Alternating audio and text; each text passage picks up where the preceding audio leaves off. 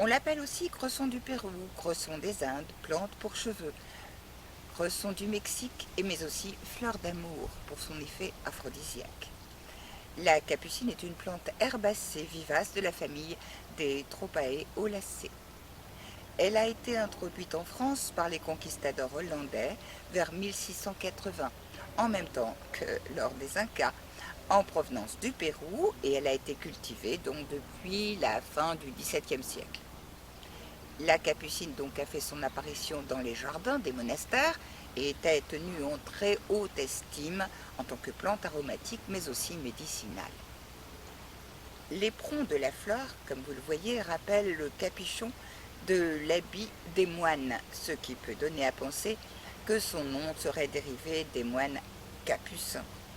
Son nom latin, Tropaelum, signifie trophée et était à l'origine un tronc d'arbre auquel on suspendait des boucliers et les armes, bien sûr, appartenant aux vaincus, en signe de victoire. Et ses feuilles ont la forme d'un bouclier. Ces fleurs, elles, peuvent facilement représenter le casque des conquistadors. Au XVIIIe siècle, on considérait qu'elle était capable de faire venir les règles.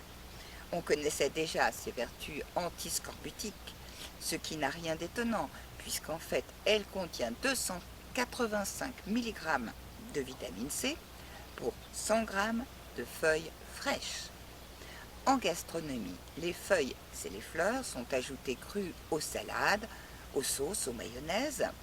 Elles ont une saveur piquante et aromatique et légèrement poivrée, qui n'est pas sans rappeler celle du cresson. Les bouteaux floraux, eux, ainsi que les jeunes fruits, peuvent être conservés dans le vinaigre et ont un goût qui se rapproche de celui du capre. Les boutons floraux confits de cette façon s'appellent des nasturés. Les feuilles, elles, peuvent être aussi préparées en potage. Attention, une grosse chaleur fait qu'elles perdent leur vitamine C. Au Pérou, la capucine est pollinisée par les colibris. Mais chez nous, ce sont les bourdons qui font ce travail. Comme la fleur secrète du nectar tout au bout de son éperon, certains bourdons sont obligés de percer donc le côté de la fleur pour accéder au nectar, ce qui rend bien service aux abeilles. On plante, comme ici, des capucines au pied des fruitiers en jardinage biologique, car elles ont la particularité d'attirer les pucerons et les fleurs avoisinantes, du coup, restent intactes. C'est donc un garde-manger pour les auxiliaires, tels que les coccinelles, les cirfes ou les chrysopes.